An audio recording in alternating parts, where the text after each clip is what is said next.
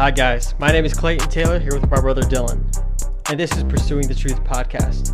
Now when it comes to learning and pursuing the truth, me and my brother are truly addicted. We absolutely love to learn and we always have. So in this podcast, we take a relevant topic for today's audience and see what we can learn from each other in pursuit of the truth. Thank you guys for tuning in, and I hope you enjoy.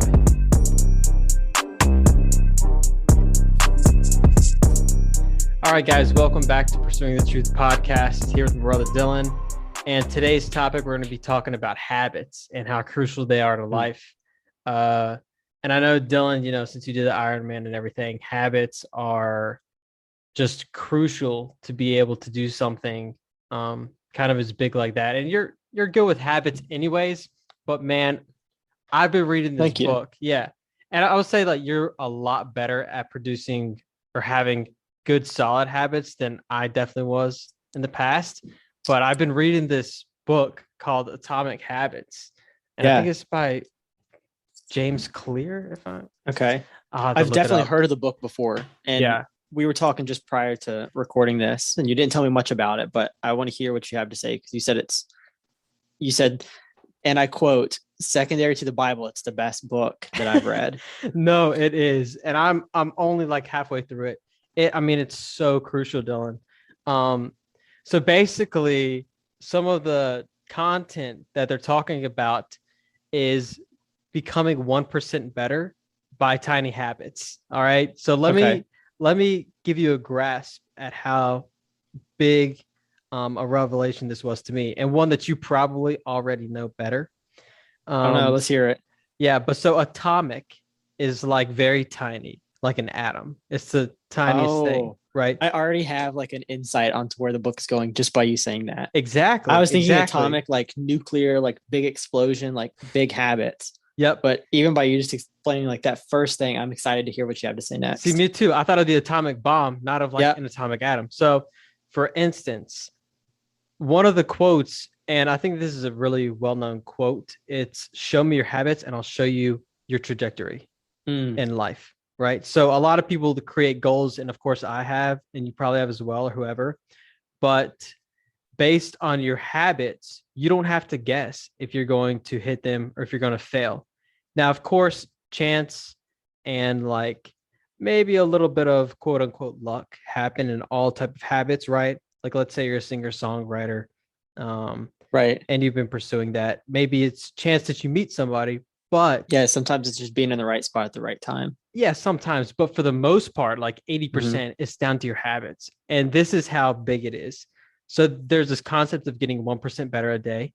Yeah. Imagine, like, name something that you want to do, whatever it is. Let's say, I think, for example, I started picking up coding this year. I'd like to get better at coding. Awesome. You want to use that as an example? Yeah. So coding. Okay. Let's say you know nothing about it, or whatever you know about it right now. If you were to get 1% better a day, at the end of 1 year, you would be 37 times better, because that 1% compounds.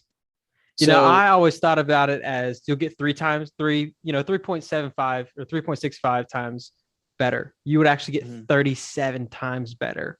By your I guess the big question is, how do you do that 1% better every day? Yeah, exactly. And that's what the book kind of gets into. So, and I know I'm rambling a lot, but I'll get to kind of the crux of the book. The book goes through, your life and the routines that you follow knowingly or even unknowingly. And it helps you to realize when you've created an unconscious habit and how to form unconscious habits. So for instance, like we were talking about getting sleep earlier, right? Yep. And how we sometimes get really poor sleep. That is a terrible habit that we've created, and our unconscious mind automatically goes back to doing the things that involve us, going to sleep, leading to those events basically. And so we got to reconstructure it, and we even have to restructure it to the point of like changing identity and stuff. It's just it's so crazy.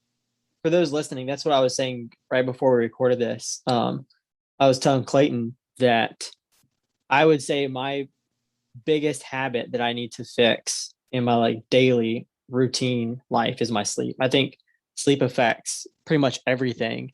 And it's like the one habit that I'm having such a hard time conquering, because when I get off work, I'm exhausted, I'm fatigued. And then like I'll tell myself I want to get up in 7 hours.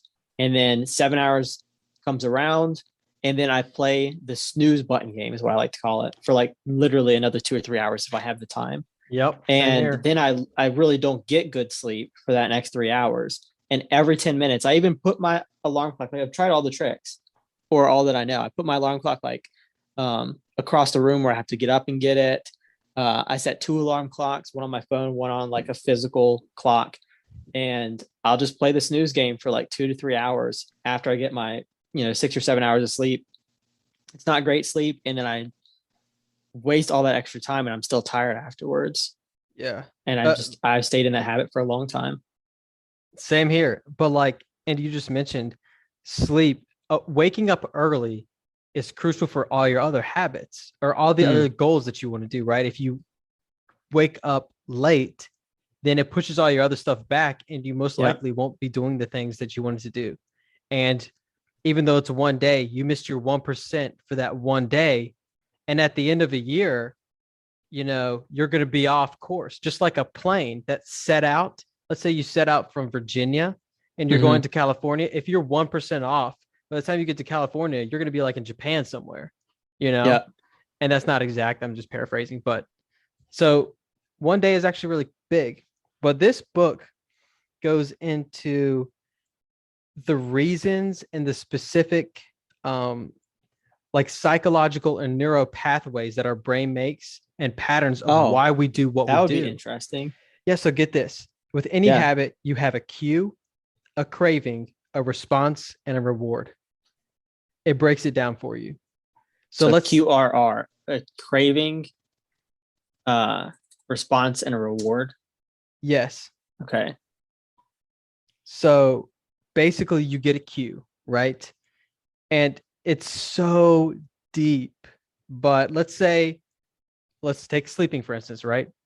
Let's say in order to get a good night's sleep, you know that you have to go to bed early and you know that you have to wake up early, right? Mm-hmm. And so we usually go into life saying, okay, let me write down a goal. I'll do this for a week. But what we fail to realize is that it's so deep that we have to change at different levels. Okay. So the first level is your cue. So your cue is something that you feel like, I don't want to go to sleep right now, Okay. So I don't want to go to sleep right now. I want to stay up. I can relate to that cue. So let's keep going. Yeah. I want to stay up, eat ice cream, watch some TV. It's only going to be another hour. All right. Yeah. So that's your cue. Your craving is that you don't want to go to sleep. You want to eat ice cream or you want to do something else besides going to sleep. Your response is what you do. And your reward is how you feel afterwards. So in the moment, hey, you're watching TV, eating ice cream, you're feeling good. But at the end, you feel terrible. You go to sleep at 1:00 and you don't even hear the alarm at 6 because you sleep right on past it, and then your day's shot.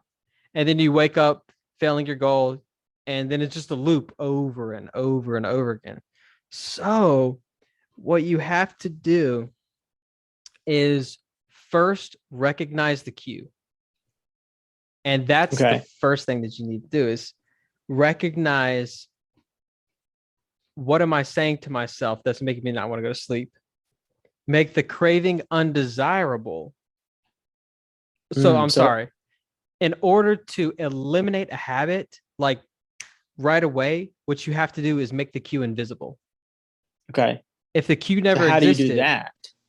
Yeah, you do I feel like that. That's the tough question. Exactly.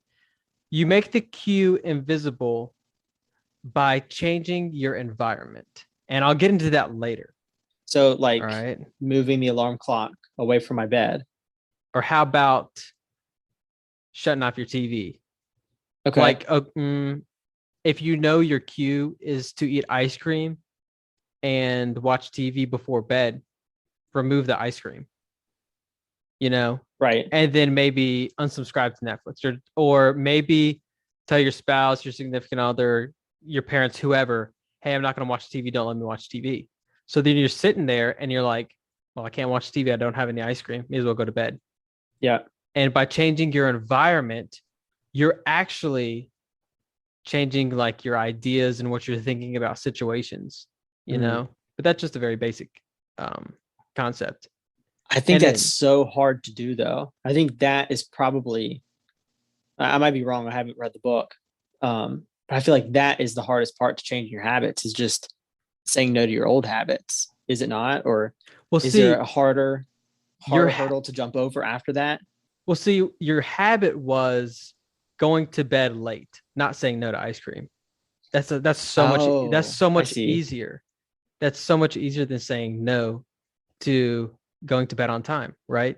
It's the feeling that we get. And the second one is to make your craving undesirable. The third one is like the response, change your response, and then, you know, you'll change the reward. But basically going into all those, you have to inverse what they actually are. So Q, take away the ice cream.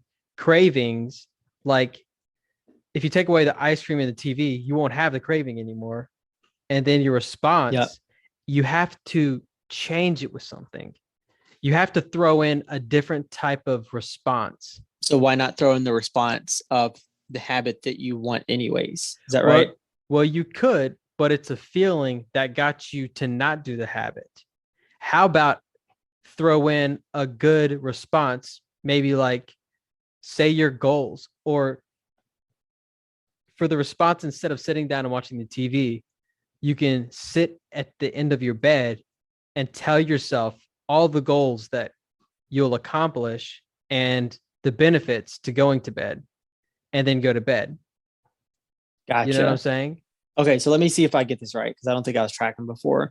So to get rid of the old habits, you don't look at how to quit the old habit. You look at what you wanted from the old habit in order to figure out how to stop it. And then for the new habit, instead of just trying to do the new habit, you remind yourself of what you wanted from that new habit and then look for sources that way. Is that along the right lines of thinking?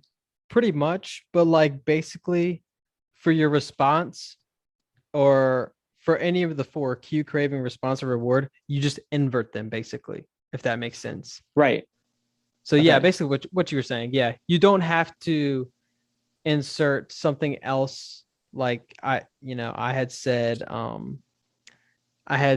like sit on the edge of your bed and recite, your goals. You don't have to insert that. You can insert any other response. Right. Just a different response than sitting at the TV and, watching some shows, All right. Yeah, I'm following. And once you insert a different response, your brain starts to create different pathways in your brain, neurologically or whatever, and it actually starts to stick. So I don't know if I explained that the best. I know that I think I'm tracking now. Totally better, but. And so I know this, really like cool you said, you're halfway through the book, but have you already tried to use the Q, craving, response, reward technique on implementing new habits, and has it worked yet? Or have you even tried it yet? Literally yesterday, I figured out about the book. Today, I've still been listening to it. I'm writing down all my goals, and I am micro going through all of them. And I'm going to be trying to just implement one good habit, because so often, don't you feel like we get in the rut of saying, I want this, so I got to do all this stuff. And then you have like 7 different things that you have to do, and you end up doing it for 2 or 3 days, and then you bomb out and don't do any of it. I did that this week. Yeah. It's because I was just telling someone this week that I like slapped so much on my plate this week because I wanted to start new habits, and I am like burnt out today because today is like the one day off I have. Yeah. But see, the coolest thing that I figured out is a habit is not subconscious. I mean, it is subconscious, you don't think about a habit. So once it's formed though, exactly. I think you think about it until it's defined as a habit, like whatever you're doing to make it a habit you're thinking about. But yeah, I agree. Once it's a habit, That's like in the nature of the definition. It's like exactly. A habit is something that you do mindlessly. Yeah. So like, for instance, let's just say you made your whole list of the 6 or 7 things that you wanted to do. None of them are habits. You're not good at any of them. That's why you wanted to start them in the beginning. Yeah. But in starting that's a good point right there. In starting all of them, yeah, you're like actually really bad at them. So when you bomb out, it's kind of frustrating. So why not stick to one? Like literally, if you say I want to wake up at 6 a.m., go to bed at 11 p.m., brush my teeth, do all this, yada yada yada yada. Start with just the 6 a.m. and 11 p.m. And actually build that habit till it's wired in your brain, to where you wake up in the morning and you don't even need your alarm clock because you're just waking up at that same time. Yeah. And so then once you build that first good habit, the book talks about habit stacking. So building one habit, and then, let's say that a month has gone by and you are just solid at this. You figured out how to rewire the cue, craving, response, and reward in your brain. Start the next one. And then by the time, a year or 2 years are over with, I mean, you've created so many good habits. You're waking up at 6 a.m. You're eating an awesome breakfast. You're spending time with the Lord. You're going to the gym. You're doing some yoga. You're coming back and it's like 8 o'clock. And that is your habit, your good habit. It's not something that you have to do. And I'm like, oh, I'm so burned out. It's like part of your identity now, Right. It's so deep now. I'm curious, in the book so far, have they mentioned like the best habit or like the best habit to start off with? Because I think, as we had just mentioned before, like I think the best habit to start would be getting up early. And I think it's my worst habit right now. Yeah. Because you have all that extra time in the day to do extra habits or to do extra things or have time for your other things you want to get done. Has it said anything about like a best habit to start? I don't think it said anything about a best habit. I think it might be different for everybody. But I do think, just like you did, sleep is right up there with you. But I've talked so much on the subject. Like, can you kind of explain your mentality on goals versus systems as well? Because the book goes into that. And we've talked before, and you are like 100% system driven. And that's awesome for habits, Well, thank you. Yeah. So I think we had talked about this in one other podcast, but basically, like if there's a goal, I try to break it down into manageable pieces. And I guess by doing that, maybe it turns into a habit, because I try to break it into daily pieces and see what I can do on a daily basis to break down whatever goal I set. So I guess if there's ever a goal I want, I always, before I'm just like haphazardly saying, okay, I'm going to wake up tomorrow and just do whatever goal I set out to do, I always sit down pretty much like with a pencil and a piece of paper if I have to, and break down what I think are logically the steps that are going to be needed to achieve that goal. And then whatever steps those are, I try to break them down into pieces that I can do daily that I can be very confident will get me to that goal. And then most of the time, I know that doing things on pencil and paper like are not realistic. So I always try to do more than I need to daily for those few days where I miss a habit. So, because I'm so much in my mind about like, if I get behind or if I'm not staying consistent, I'll start telling myself that I'm not going to reach my goal. I can't get there now. And that will discourage me enough to quit. So one thing that I've noticed that I've started doing recently, whenever I'm planning out a new goal, is to add in buffers for those days where I've done everything in my power to make my habit stick and it just doesn't happen, because there's going to be days like that. Nice, D. And so now I kind of remove that excuse for myself, because if I try to tell myself like, yeah, I did miss, 2 days in a row, my habit's not going to be formed, or I'm not going to reach my goal at the end. Yeah. I take that excuse away, because then I can tell myself, well, for the last 60 days, I've been doing 5% extra of what I calculated I need to do. So I've already got like a week buffered into my system. Nice. And then from there, I just try to tell myself, like, I don't want to use those extra 5 days because I don't want to be in the same situation. So, right. But that's pretty cool. I don't know if that answers your question or not, but that's kind of how I try to break things down. No, absolutely. And that's exactly what the book talks about, is having systems and, trying to perform your system daily and not even thinking about the goal really. And instead of making goals, make the systems of how to get there. Another thing that I thought was just paramount, that's so an awesome concept, is your identity, And what do you mean by that? So who you believe that you are based upon what you do in your past circumstances and all this stuff. So for instance, let's say that you had tried this one goal, but you had always failed. Okay, let's say it's to go to the gym. Mm-hmm. You're going to label yourself as a loser, not a winner. When people ask you about it, you're going to be like, yeah, well, I kind of failed that before. And you have this image of kind of failure in your mind, right? Okay. And that actually is so detrimental to you achieving any other goals. You just don't realize it.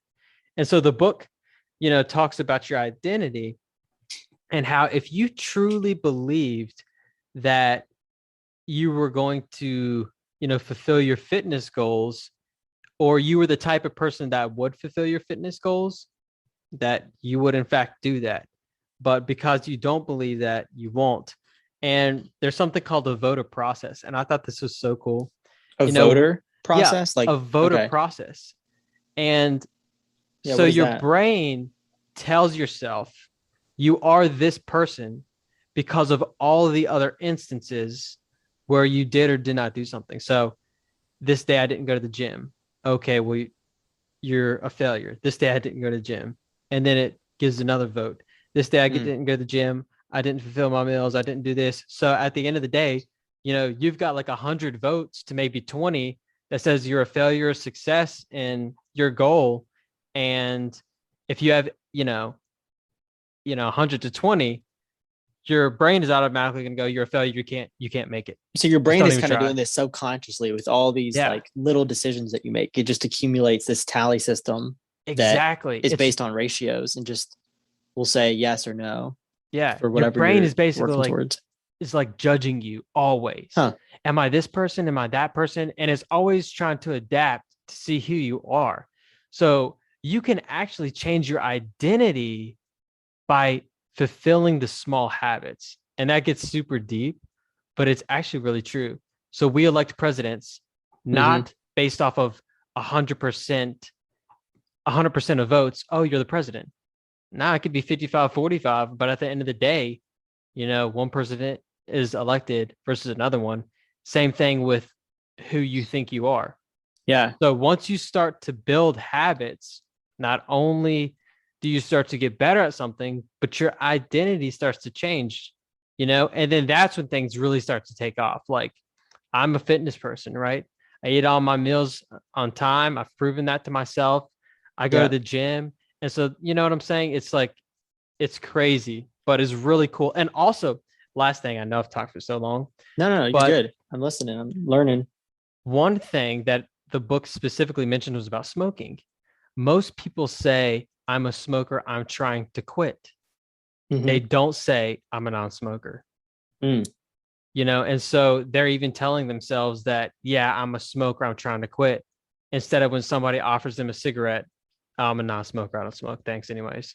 I agree with that. And I think there's one phrase that I've heard before, and it really rubbed me the wrong way. I got the heart behind it, and I think it was right. But people that are alcoholics, like, I guess when they go to like Alcoholics Anonymous or whatever group they go to, I guess they're taught to say, even when they're like haven't drank in 10 plus years, they'll say, I'm an alcoholic and I'm one drink away from going back to where I am. My gosh. That's what they'll say. And like, they'll repeat that.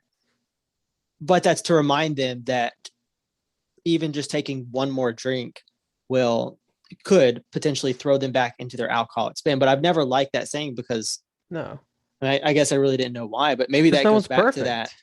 Yeah. Maybe that goes back to that voter mentality that you're talking about. You know, every time you're saying that, you're like, well, I am an alcoholic. Well, I am an alcoholic. Just tally marks subconsciously that you're making for yourself, kind of confirming this bad habit that you've started. Right. Even though I think there's a good intention behind it.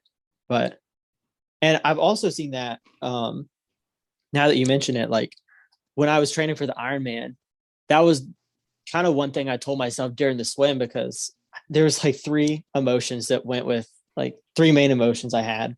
I was fearful about the swim. I was excited about the biking, and I was dreading the run just because I didn't like it. Right. But I was fearing the swim because I had only swam open water twice, even though I had done like, I don't know, I had swam like 2 or 3 times a week for 6 months at the YMCA. But I was fearful about the swim because there's 1,000 people. It's a 1.2 mile swim, and like people drowned doing half Ironmans or full Ironman. Like it's just known that there's going to be a few casualties, and everyone's swimming on top of each other. And you got these goggles on that you can only see about 30% because they fog up, and you're in open water, so you can't take them off very easily and wipe them down. But anyways, I kept telling myself before the race that like I was a competent swimmer because I had swam so many times in the past. And I feel like that helped me actually get through it, because I was nervous going into the swim. I'm not going to lie. It was very nerve-wracking. And then I was excited about the biking because biking was the one sport that I had trained for the most out of the three of them. And I just find it more enjoyable. But I was excited to get to that point. I was kind of telling myself the whole time that once I got through the swim, the biking portion would be easy. And like a time to relax and just take a break before the run, which I just didn't enjoy. But maybe that was going back to that voter system that you're talking about, that we do subconsciously, about kind of just adding up every single one of those habits and then comparing them to, I guess, the mindset that you have at the moment. Yeah. It was kind of like, so would you say that you reassured yourself that you were a good swimmer based upon all the days that you went out and swam at the Y, right? Yeah. Like there was still a lot of nerves leading up to the race. And I was very nervous, specifically for the swim. But at the same time, like I knew I was going to finish the swim because I had done the distance multiple times in the past. It was just that I had never done it with all the people at one time with the open water. So I was nervous, but I kept reminding myself of all the times I had done it in the past. And that kind of helped settle my nerves a little bit. And so, you know, what's cool is you started out like 6 months before the Ironman, right? It was something like that, right? Yeah. It was actually 5 months. I said 6 months. We decided 6 months, and then a month later we started. So you weren't an Ironman then? No. Well, I'm still technically not. I'm a half Ironman. Well, yeah, okay. Pretty much Ironman, I would say. That's incredible. But, you know, in that moment, imagine if you hadn't done the work and you hadn't proven it to yourself. I would imagine that all those tiny victories, if you didn't have them, you probably be looking at the race like, I'm not qualified for this. Yeah, exactly. Exactly. Yeah. I'm not qualified for this. I'm not supposed to be here. I'm not an Ironman. I'm not Ironman material, this, that, and the other. Yeah. I can't make the run. You would have been talking yourself out of that, and you would have actually had great reason to believe that. Although that may have not even been the case. That's a good point. Here's actually a really good point, I think, because there's one section when I first started the Ironman, I was asking all these other people that had done the race, and they asked me, or I was asking them for advice, and they said like the biking portion of the race was so difficult that they told me not to do it because they said it's just too hard. Wow. And so I was fortunate enough to be close enough to, we called it the claw. It's 2,000 feet of elevation and like 3 miles or something. And I was fortunate enough to be able to bike that 3 or 4 times before the race. And to put that in comparison, like I'm not a good biker at all, but bikers that have done the Ironman globally came from all across the world. When we got to the claw portion of the race, I was tired going up the claw, but I had already done it 3 or 4 times. So I kept telling myself I can do it again. Right. Where all the expert bikers, like every single one of them was getting off of their bike and having to walk it up. And so I don't think that's a testament to my biking. I just knew, and I even said after the race, like I just knew that I'd already done it before. So I knew I could do it again, even though that was like the only biking experience I had ever had. And I'm sure the people could have done it too. It's one of those things when you're climbing up that big hill and you keep making all these turns, you never know when it's going to stop. So you just look to that long neck stretch. And then once you get there, you have another long stretch. And so you're like, when is this going to stop? I can't do it anymore. And you just quit. But you don't, I guess they didn't have those tally marks about like knowing that they could do it, since they were coming from all across the world and didn't have those like little victories already, you know? Yeah. Wow. That is awesome. Makes a lot of sense, honestly, you know, if you think about it. But anyways, as soon as we got on top of the hill, they all passed me again. But still, you got to the top of the hill without getting off. That's pretty sweet. Thanks. Man, yeah. Small victory. I love this concept about habits. I don't know. I could talk about it for days. You really should read that book, Atomic Habits. It really is life-changing. And you know, if you ever, I'm just thinking out loud. If you think about like very successful people, I would say that the 2 things that they always talk about is getting up early and reading a lot. Those seem like the 2 biggest habits of successful people that I would venture to say the majority of successful people have in common and share that common, those common habits with. It seems like to me, the waking up early and reading a lot. Yep. And so I want to ask you this question. Do you think that when people say, when they say that I'm not an early morning person, I'm a late night person, is that out of comfort, or is that actually truthful? Like, can people actually be early morning people or late night people, or is it just because their habits right now are shaped towards late night? I mean, what do you think? I think it's definitely because of their habits and they've accepted it. Yeah. You know, what do you think? You on the same lines? No, that's my opinion as well, because It's not easy. Like, I knew when I was younger that I'm an early morning person, but through college, I would still say I'm an early morning person, even though I stayed up really late studying and then woke up late. Yeah. And that was like what I wanted to do. But I still knew that I was an early morning person because I had done that throughout my whole life. And I knew that was just more beneficial and what I enjoyed more. Yeah, exactly. And where I could get more done. Or maybe it's what people like as well. I think some people do like, the party life or whatever. So they enjoy being up at 9s. Yeah. I guess that's one. I guess that's not a cop out. Some people do like partying and stuff like that. Whereas like me and you, we might sleep in and not actually be morning people, quote unquote, because we don't wake up in the morning, but that's what we want to do. So we say we're morning people. Okay. You know?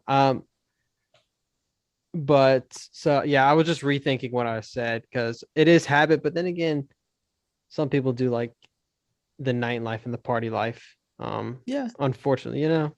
Yeah. I don't know. No, I can see that. Yeah. So I think I agree with you. It's either your habits and you've accepted it, or what you prefer is what you say. What you prefer. Yeah. Yeah. Like if you prefer to, I guess I'm not gonna say like if you prefer to be successful, but if you prefer to like, I don't know, get things done, be efficient, like work towards goals, I would venture to say that you can become an early morning person and that can be a habit for you. But if you just don't enjoy those things and you enjoy more of like the pleasures of life and, the late night scene, then I can see you wanting to be a late night person. Yeah. Yeah. So I was just thinking about that. No, I'm really excited to read that book. I definitely will download it this week and see if I can go through it. I've already started like 3 other books, which that's another bad habit of mine that I need to fix, is like actually finishing books, because I get halfway through it and I find them wordy and just kind of go to the next book, because the first half of the book I always find more interesting in the second half. Yeah. So I probably need to finish my other books first. How much time do we have left? Because we've been talking for, it We're right seems at, like not that much time. But... yeah, we're right at 35 minutes. Oh, interesting. So, okay. I actually have one more point, and then we can wrap it up, D. yeah. And so basically the point is like your trajectory and how big habits play a role into that. And so, for instance, your habits kind of define you. So the person that you are today, let's say that you are not the goal setter, or you're the person who sets goals but never makes them happen, right? Okay.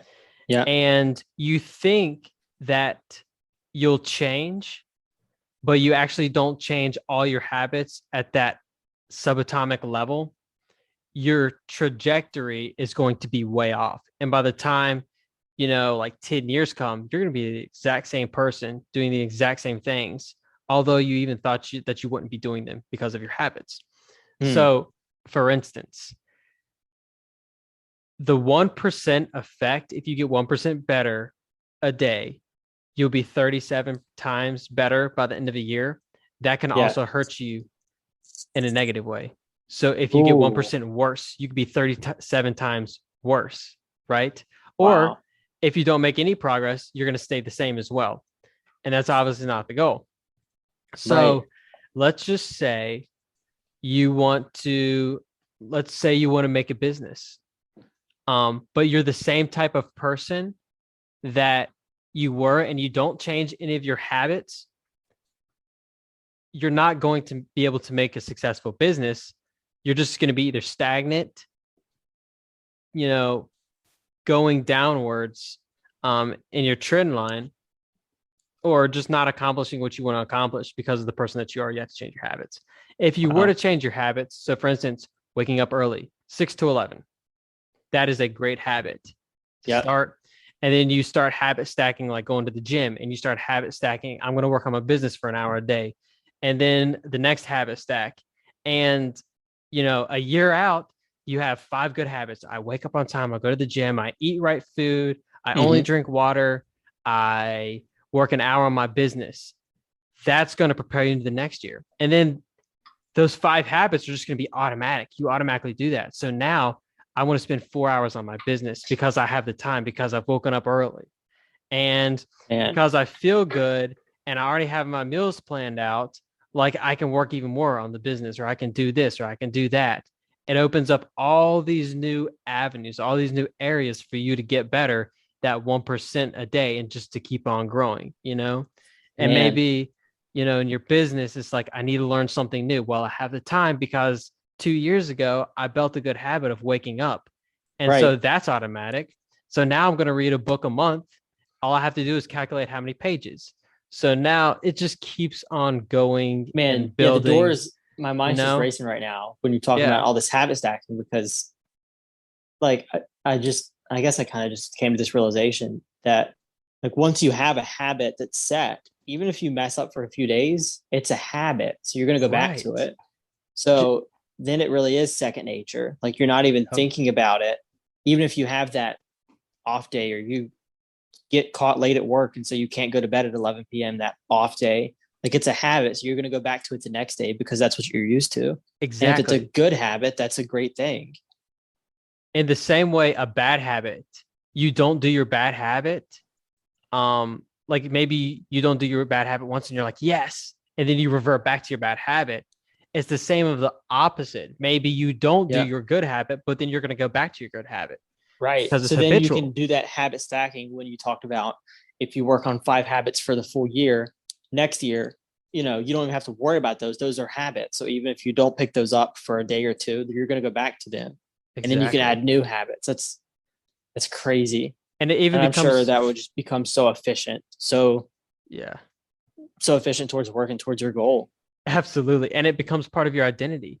Now it's like, okay, I'm Dylan Taylor. I wake up at 6 a.m. That's just, you tell everybody that. That's what you do.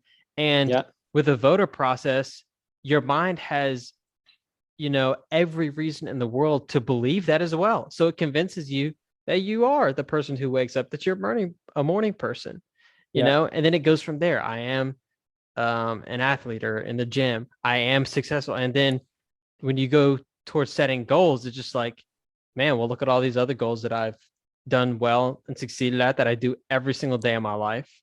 Yeah. And fulfill. Yeah, no problem. And so when it's a massive goal, you're like, no problem, I'll get it done. Man, it's just a really cool concept. It is. And we're running out of time, but I want to share this last story. Yeah.